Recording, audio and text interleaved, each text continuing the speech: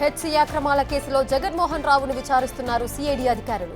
ఆయనతో పాటు treasurer Srinivasarao, CEO Sunil Kante, Srichakra club general secretary Rajendra Yadav, ఆయన భార్య శ్రీచక్ర క్లబ్ ప్రెసిడెంట్ కవితను కస్టడీకి తీసుకొని విచారిస్తున్నారు.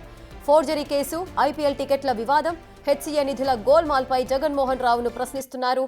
శ్రీచక్ర క్లబ్ ఏర్పాటు, ఫోర్జరీ చేసి ఎన్నికైన విధానంపై ప్రశ్నల వర్షం కురిపిస్తున్నారు. మరోవైపు హెచ్సీఏ ప్రెసిడెంట్ నుంచి జగన్మోహన్ రావును సస్పెండ్ చేసేందుకు ప్రభుత్వం కసరత్తు చేస్తోంది. విజిలెన్స్ రిపోర్టును సైతం బీసీసీఐకి అందజేసింది. హెచ్సీఏ ప్రస్తుత బాడీని రద్దు చేయాలని బీసీసీఐకి లేఖ రాసింది ప్రభుత్వం.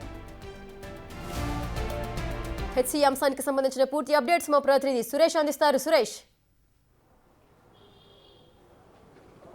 మొదటి రోజు సిఐడి కస్టడీలో నిందితులను విచారిస్తున్నారు. ఉదయం 11 గంటలకి చెర్లపల్లి జైలు నుంచి నలుగురు చెర్లపల్లి జైలు నుంచి, మహిళా జైలు నుంచి కవితను ఐదుగురిని కూడా కస్టడీకి తీసుకొని సిఐడి రీజనల్ కార్యాలయంలో విచారిస్తున్నారు. ప్రస్తుతం ఇక్కడే ఉదయం నుంచి కూడా విచారణ కొనసాగుతుంది. బీసీసీఐ నుండి వచ్చినటువంటి నిధుల గోల్మాల్కు సంబంధించి, ఎందుకంటే సంవత్సరానికి 100 కోట్ల వరకు కూడా బీసీసీఐ నుంచి హైదరాబాద్ క్రికెట్ అసోసియేషన్కి నిధులు వస్తున్నాయి. అంతేకాకుండా ఐపీఎల్ టికెట్కి సంబంధించిన వివాదంతో పాటు శ్రీచక్ర క్లబ్కు సంబంధించి ఫోర్జరీ డాక్యుమెంట్స్ క్రియేట్ చేశారు.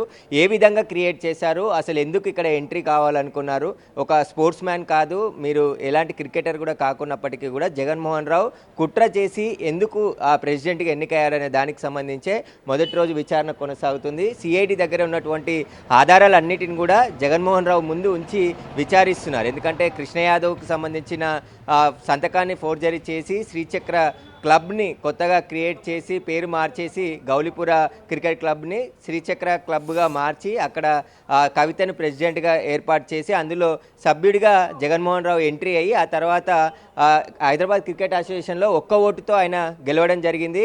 ఆ ఒక్క ఓటు కూడా ఏ విధంగా వచ్చాయి, ఎందుకంటే క్రికెట్ క్లబ్లు ఎవరైతే మెంబర్స్ ఉన్నారో వారందరూ ఓట్లు వేస్తేనే హైదరాబాద్ క్రికెట్ అసోసియేషన్ ప్రెసిడెంట్ ఎన్నిక జరుగుతుంది. అందులో జగన్మోహన్ రావు ఇన్ఫ్లుయెన్స్ చేశాడని చెప్పేసి కూడా తెలంగాణ క్రికెట్ అసోసియేషన్ ఆరోపణ చేస్తుంది. ఎందుకంటే ఒక ఐఏఎస్ ఆఫీసర్ని ఎలక్షన్స్ నిర్వహించి, ఎందుకంటే ఫోర్జరీ డాక్యుమెంట్లు క్రియేట్ చేసి ఫోర్జరీగా ఇందులో తప్పుడు ఉద్దేశంతో ప్రవేశించడానికి ఎవరు సహాయం చేశారు జగన్మోహన్ రావుకు అనే దానికి సంబంధించే విచారణ కొనసాగుతుంది. ఇప్పటికే తెలంగాణ క్రికెట్ అసోసియేషన్ కూడా జగన్మోహన్ రావు ఒక పావు మాత్రమే, ఆయన వెనుకాల ఉండి పెద్ద తలకాయలు గేమ్ అంతా ఆడాయి, క్రికెట్ని ఒక ఆట ఆడుకున్నారు తెలంగాణలో అని చెప్పేసి కూడా ఆరోపణలు ఉన్నాయి. కాబట్టి పూర్తిగా ప్రస్తుతం అయితే సిఐడి విచారణ కొనసాగుతుంది. ప్రస్తుతం లోపటే ఐదుగురు నిందితులను కూడా విచారిస్తున్నారు. మొదటి రోజు కస్టడీలో అనేక విషయాలు అడిగే ప్రయత్నం చేస్తున్నారు. మరొక 5 రోజుల పాటు కస్టడీ ఉంది కాబట్టి మొత్తం 6 రోజుల్లో మరింత విలువైన సమాచారాన్ని